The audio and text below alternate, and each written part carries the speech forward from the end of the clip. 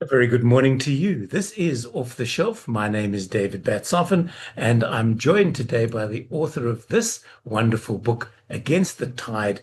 And she is none other than Jean Napier Hattingh, who joins me, I believe, from Mozambique this morning. Jean, Yes, I'm in Pomen. you've been diving? Has the weather been good? We've dived for 3 days, no fish. Absolutely. Well, lots of reef fish, but we don't shoot reef fish here. We only shoot game fish. Right. And since for about the last 4 days, it's been bucketing down with rain and very, and I think it's forecast for the next 2 days as well. So been a I, bit sup bad, but I suppose it's a bit like going on a safari. In that yeah, if the weather is inclement, you can't go anywhere. You don't want to watch yeah, wet impala watching them type of yeah, thing. yeah. No, it's exactly the same, and it's actually doesn't matter because it's so beautiful here. And Yeah, every time between little showers, I sneak a walk somewhere along the beach, so it's fine. that's fair enough. So tell us a little bit about the book. It was published. I'm just trying to think who published it. You did. Yes, I did. Yeah. Yeah, so self-published. Um, Yes. what made you decide to write the memoir now, Jean? I've been diving for many, many years, probably about 40 years. Mhm. Um, before any other girls started. Well, I did start with a couple of girls, but they didn't really do it seriously. Right. Um, and then they kind of dropped out. So, and I've shot some incredible fish, some bigger fish than a lot of guys have ever seen over the years. And I've never been able to claim records because there were no ladies' records in those days, world or South African. Right. Or I don't. So, and I mean, I can't compete against guys because I've got much weaker arms. I can't load such strong guns. I have to get much closer to fish and so Mm. on. So I just thought, well, I'm going to write a book. Fair enough. So, I mean, Yeah. you say here, I'm looking at some of your personal bests. A black marlin in Mozambique, 138 kgs. How do Yeah. you reel in a fish like that on a spear underwater while holding your breath at the same time? No, you don't hold your breath. There's no way.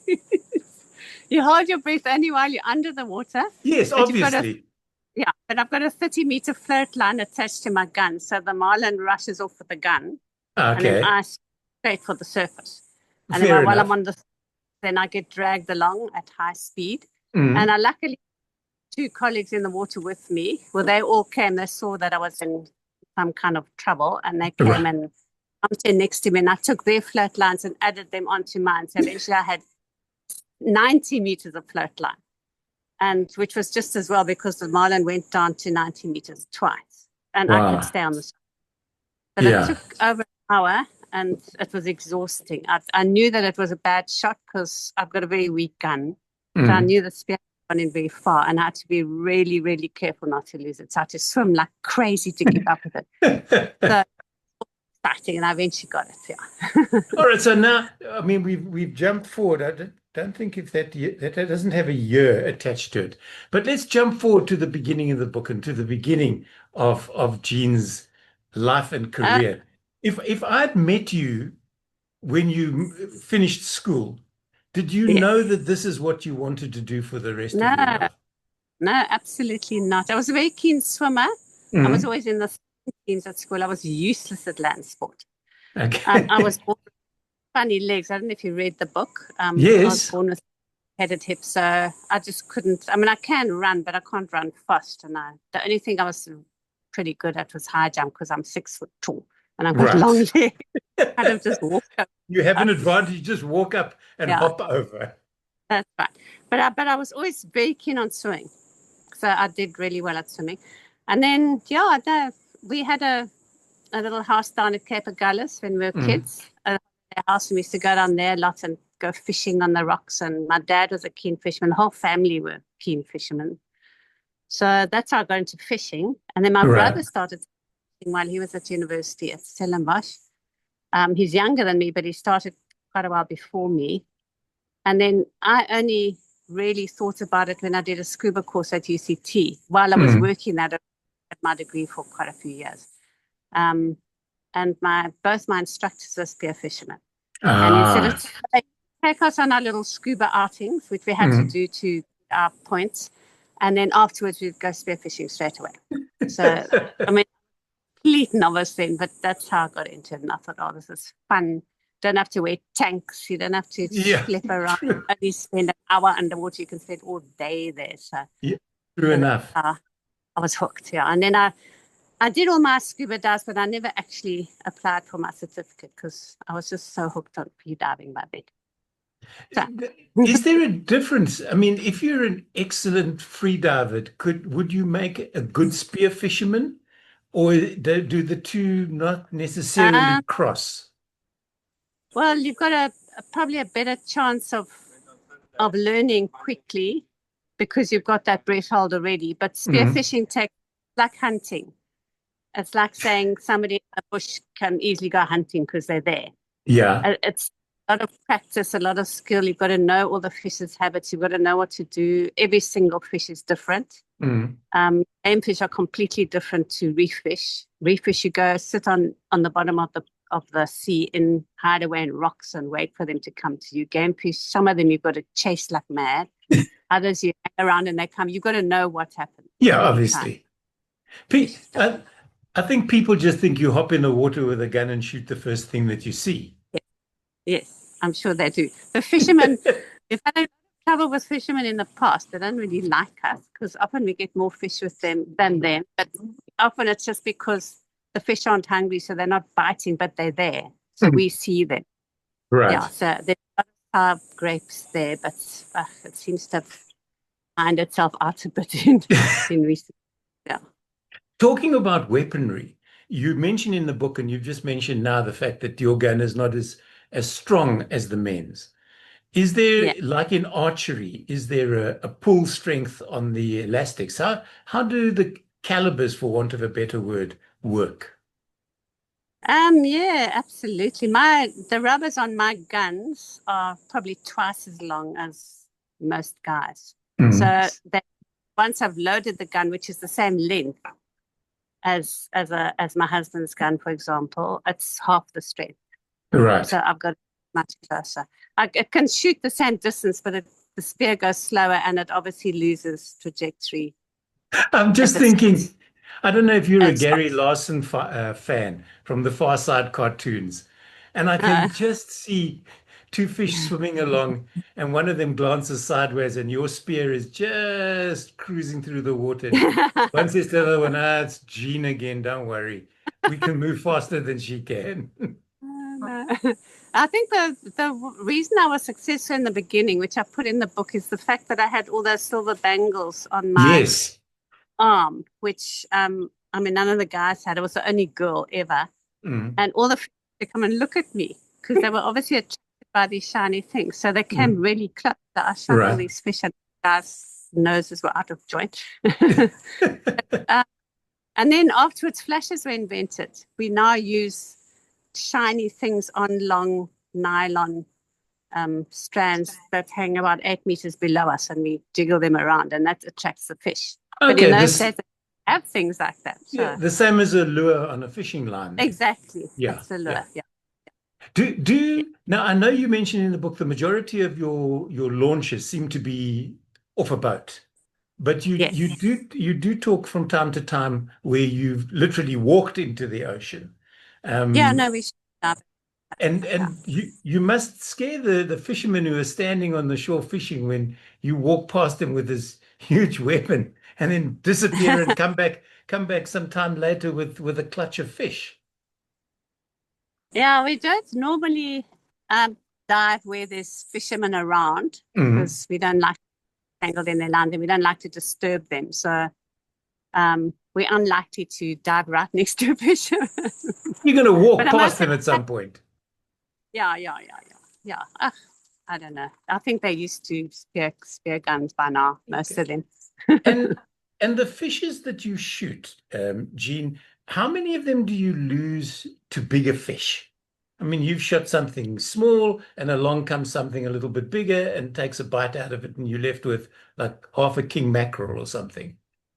Yeah, it's not, well, it does happen fairly often with sharks. Mhm. Um, uh, if you haven't shot fish dead. They call it stoning a fish if you can shoot it in the brain or on the lateral line and it just dies immediately and it doesn't flap around. Right. Then nothing. But if you shoot a fish and it's struggling, it often attracts sharks, and they do sometimes eat it. And we've had dolphins. Well, dolphins can be very dangerous. They can just come out of nowhere.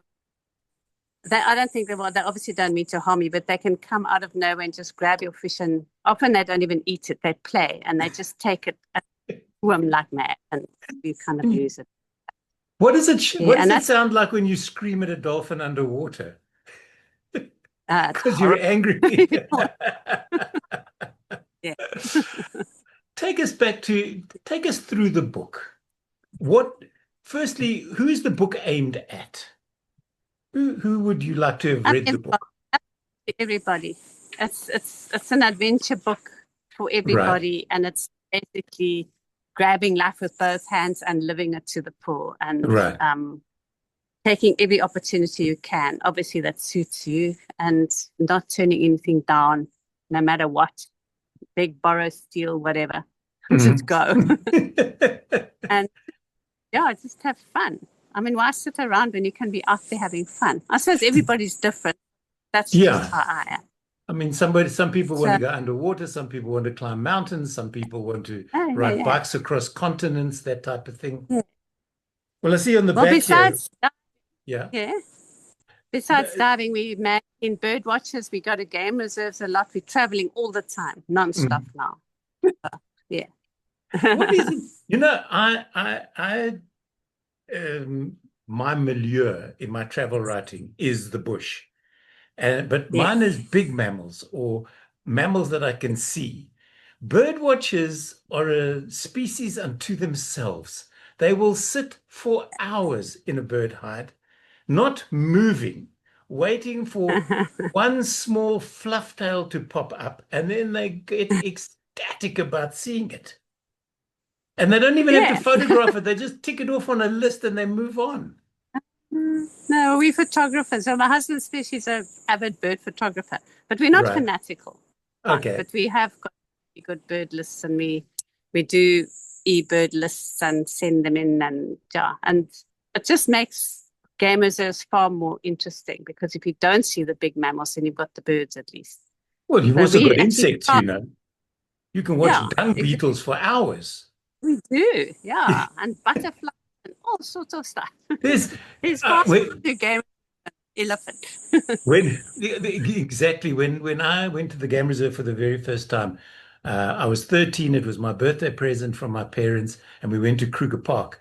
And the manager of Pretorius Corp at the time, whom I subsequently became friendly with when he moved to Port Elizabeth, the late Dave Stegman, he used to talk about the hochakis and nunakis that ran around the Kruger National Park. It wasn't always big animals. And then he'd show us a picture. His favorite one was a Volkswagen that an elephant had got interested in, tusk in through the front windscreen and out through the driver's side window, lifted it up, slammed it down, and sat on it.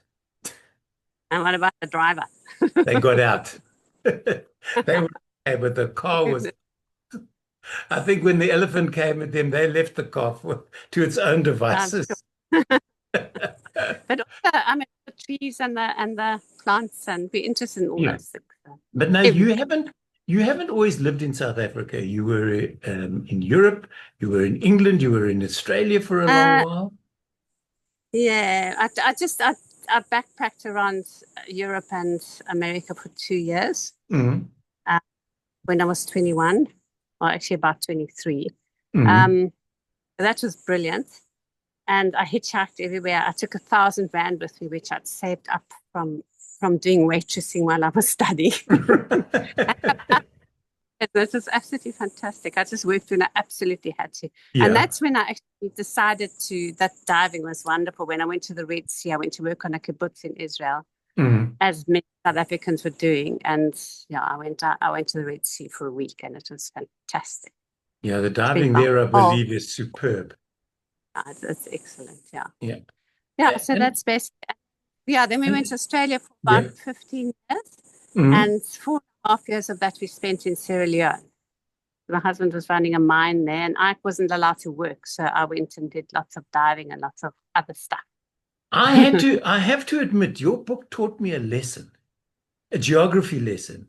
Because for some Ah, reason, I've never looked up Sierra Leone. I've been in several African countries, but yeah. never to Sierra Leone. And I thought, how can you dive? Sierra Leone is landlocked.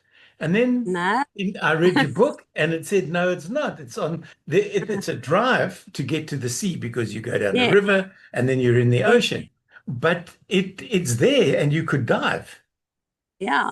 And we used to go to Freetown quite a lot for work, Mm, and that's right on the beach. So right. while my husband was working, I was often out diving just with locals on local boats and whatever. Yeah, so that's right at the Your capital. The blurb on the back of the book, Jean, says here this is the author's vivid storytelling telling balances action with deep reflection on identity, courage, and perseverance. Um, is this, I don't want to call it a how-to book on trying to break through a glass ceiling if you're a woman, and I'm using this is in inverted commas, a Mm, woman in a mm, man's sport. mm. Um, I'm not sure what the question was there, The but question is it a book that says we uh, are we are we are equal to, not better than or not any worse uh, than, but we are equal to the men that participate in the sport. There's no reason for us not to be. I mean, has anybody else done that 138 kg black marlin? oh yeah, yeah, yeah. Quite a few people have. In fact, I think there's a couple of women nowadays. Nowadays, it's become very popular amongst girls. Really? There's a couple of women in other countries that have shot bigger marlin than that. But in those days, it wasn't the case. Mm, Especially, I think I was literally the only one in South Africa. No, there was another girl, Renee Neutling, who did it for a while. She was also mm. really good. Um, and then she faded off the scene. Yeah, no, it wasn't. I'll never be as good as the guys. I know that I will never be because I don't have the strength. There's just Okay. no way. Well, if I was a bodybuilder, maybe. Um, but yeah, but I've got the wiliness and the patience to fight You some very. see So I that. think I get fish because of that. Yeah, Yeah. because with you saying that, I know that like you were talking, you go to game reserves a lot, as do I. And there are more and more women becoming field guides. So, and I'm finding more often than not, the women make better guides than the men do. The men arrive, the t-shirts are still, or the shirts are open to the waist, the warthog tusk, the tight shorts, and the Oh, testosterone is coming off them in waves. And the ladies arrive and they're calm and they're quiet and they yeah, show you things from a whole different perspective. And all yeah, of a sudden you go, like you said earlier, game reserves are not just about elephants. And even if you come upon an elephant, there's a different way of looking at it when yeah. you're male against female. And I Possibly, think this yeah. is I think this is a good thing. And maybe now in your sport, I mean, do you still participate actively as a sport, or is it now just recreational for you and your husband? It's recreational now. Um, One of the top old Springbok guys got hold of me the other day and said that if anybody deserved Springbok colors, it was me, which was Mm, a really nice of him to say this Corey Slice. And he said that I should come to trials and get my Springbok colors because he reckons I'll right, easily get. But we're never around. We up in Angola or we up in Namibia or we somewhere. They have trials at odd times, and you have to attend two to even stand a right. chance. So I don't. I would actually quite like to, I suppose, in a way, but I'm never here. So. How do you compete for Springbok colors for spearfishing? You have to go to trials, which are competitions. Mm, They have spearfishing competitions all the time, like fishing competitions all over the yeah, show. Um, and you have to attend to specific ones. They kind of national competitions where the whole country competes, obviously. right, And yeah, and that's done on a point system. What fish you shoot, and there's specific rules. Like most of them, you're not allowed to shoot two fish per species, and some species you're not allowed to shoot, and others you have to. And I don't know. So you just got to compete and see where you come. But if there's only one girl, then I've got nobody to compete against because they've now got separate categories for girls, which they never had in the old days. Ah, okay. And is that a good thing or a bad thing? Uh, well, it's a good thing. That's a good thing.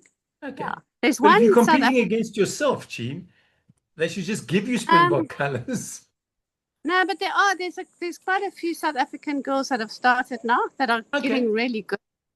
Yeah, no, there's some good ones, but I don't know if they will go to nationals. I mean, Mm. often the girls are so busy with other things. Yeah.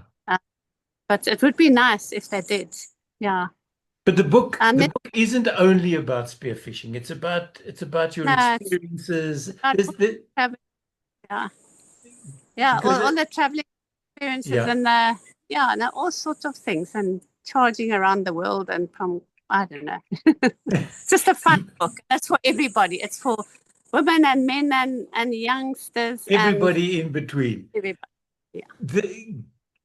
Unlike big game hunting, where people will come out to hunt the big five so that they can put heads on their walls and things like that. Yeah. Yeah. Spearfishing, is it only the fish that you're looking for is fish you can eat? I mean, you're not going to go out and shoot a bull shark so you can have it stuffed and mounted on the wall in your home, or are you? There are people like that. And I mean, if you do shoot a big trophy, everybody wants to shoot at least one big marlin and one big tuna and one big something. It's Okay. just I want to do that because that's part of the game. It's like every fisherman would love to catch a big marlin. Mm. So yeah, so a lot of people do have trophies on their walls. But yeah, now mostly we shoot. I've shot big things of all those already, so we shoot to eat. Yeah. You should. And, yeah. Years ago, I lived not too far from the Emmarentia Dam here in Joburg, and there was a guy fishing. They fish for carp in Emmarentia Dam, and I said to him, "What do carp taste like?" He was there at 4 o'clock in the morning, and he said, "I don't eat fish." And I'm thinking, then why are you here at 4 o'clock in the morning? You can go to a fish shop when it opens and buy it if you're going to just give it to your family. Eat it. Yeah. Are there fish Yeah. that you've shot that people have said, "Oh, this is wonderful eating"? You take it home, you prepare it, and it tastes like garbage. No, we know what all our fish taste like. Ice fish. I mean, my favorite fish is kuta, which Yeah. in Australia is king mackerel. Mm. I think it's king mackerel, Spanish mackerel. That is just the best fish. So that's our preferred fish to shoot. Right. But if they're not around that day, then we'll shoot something else. But as I say, in Mozambique and quite a few places, we only shoot game fish. Okay. It's the policy because if you shoot reef fish, you can kill a reef. You can easily shoot all the reef fish on the reef because Yeah. that's where they're meandering around. So, But yeah. you don't dive in freshwater. I mean, you're not going to go out and shoot tilapia for dinner. No, definitely not. Those are terrible tasting fish. I really don't like them. I've had them on more. I don't know why I've had them a second and third time. I think I was giving them the benefit of the doubt, but Yeah. grief, they're terrible. I know. A lot of them taste like mud. Exactly. Horrible. No, they're terrible. We had a little dam on the farm as kids, so we used to fish from our little fiberglass boat, but we used to bass, and we used to give them all to the farm workers because they were horrible. They loved it. Now, yeah, no, there's certain fish that you can catch outside of South Africa, like kingfish. You're not allowed, I believe you're not allowed to catch them in South Africa. I've had kingfish in Zanzibar, and that was one of the most delicious fish I've ever eaten. I could have lived on that the whole week we were there. Okay, well, I don't know what you mean by kingfish in Zanzibar because it may be known as something else. Maybe the locals call it. Yeah, we've got heaps of kingfish here. Yeah. We've got lots of species of kingfish that we call kingfish, but in Australia they call them jacks. In Zanzibar they probably call them something else.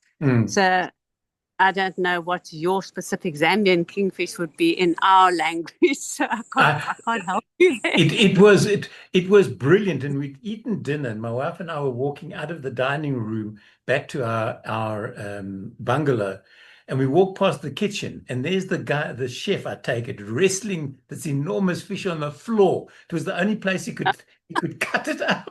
The table wasn't big enough. And I said to him, Oh, I wonder.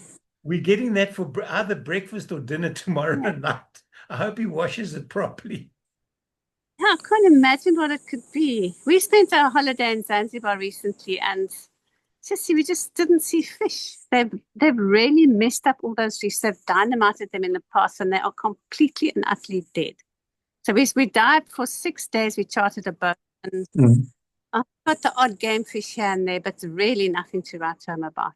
Yet It the must be, islands yeah. are better. Yeah, the islands around there. It must be so sad. I suppose it's like seeing land erosion in a game reserve where it's Mm, been mm. overgrazed and That's then turned into a terrible. game reserve. And now Yeah, it can't do any. The land is not fertile. It can't yeah, sustain life, and the game wander away. And it's the same with reefs. yeah. But you know If what? Everything does heal itself in the end. If it's left eventually, alone for a yeah, 100 years or so, it will heal. But yeah, I mean, it will never do that because people will keep hammering the tiny little bits that are left. So that's what is it with yeah, us humans, Gene, that we want to we have beat to take everything. humans out. They want to beat everything into submission. I And know. then Well, once they've beaten it into submission, they go, "Oh, we should save the seas and save the planet." And you're going, "But it's you that messed it up. Why didn't you just well, stay away?" yeah, most of these African countries, it's subsistence fishermen. I mean, Yes. they're the village have to eat. So Yeah. they're learning to dive now, whereas they couldn't before. So they are hammering the reef, and you can't blame them. I mean, they literally live from day to day. So Yeah. they will eventually wipe out everything on those reefs, but there's no blaming them. They're doing what they have to do to live. And then, I mean, the bad things are the poachers and the trawlers that come in and take Yeah. from other countries and take our fish, and the poachers that are wiping out. I mean, you're not even allowed to take abalone anymore, Mhm. because legal. Crayfish has been almost decimated as well.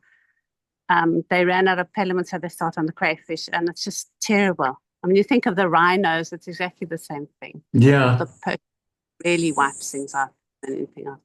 Yeah. Yeah. So the book, we're running out of time, would you believe? This is Oh, what happens when you have interesting conversations with wonderful people. The book, Against the Tide, it's a memoir, yeah. by Jean Napier Hattingh. How can people get hold of a copy, Jean? Okay, it's at all exclusive books countrywide, Right. plus I think beer and all bargain books. If they don't have stock, they will order, Mhm. and then also Amazon and most of the online bookstores. So Okay. it's easily available. Yeah, yeah. And is there another one on the way, or is this it? One Uh, memoir and that's it? this bad weather in Mozambique has prompted me to start writing another book, but it's going to be quite different. It's going to Good. be a detective novel about somebody who disappeared at sea. So Ah, you it's see, we know bit what we as an author, you're always told, write what you know about and then expand yeah, from there. Yeah. exactly. Will they be shot with a spear gun or will the marlin get them? Yeah, Just exactly. on that note, before I say goodbye and thank you, has that ever happened where somebody has speared something like a marlin and the thing has turned and come at the fisherman? Yeah, it's happened. It's happened. Definitely happened. And another one is the great barracuda. Well, all the barracudas, they can come back and give you a nasty bite. They've been Yeah, they through got really ugly teeth, those things. bad. They taste So no, nice, but they got bad dental yes, hygiene. this is right. Jean, thank you so much for joining me on Off the Shelf. It's been wonderful chatting to you. What Yeah, the viewers thank don't know is that Jean and I have been in correspondence for about a week and a half going, can we do this? Can we do that? Perhaps maybe the connection will be good enough. No, let's try when we're back at home. But it's worked and it's wonderful. And I hope the weather clears for you and you're able to get in some dives and some good fishing while you're there. thank you very much. Thanks for having me. It was wonderful. It's only a pleasure. My guest today on Off the Shelf was Jean Napier Hattingh. The book is called Against the Tide, and believe it or not, I can read it backwards in my screen. It is available all over, good, bad, and in different bookstores. Until the next time, I'm David Batsoff, and thanks for watching.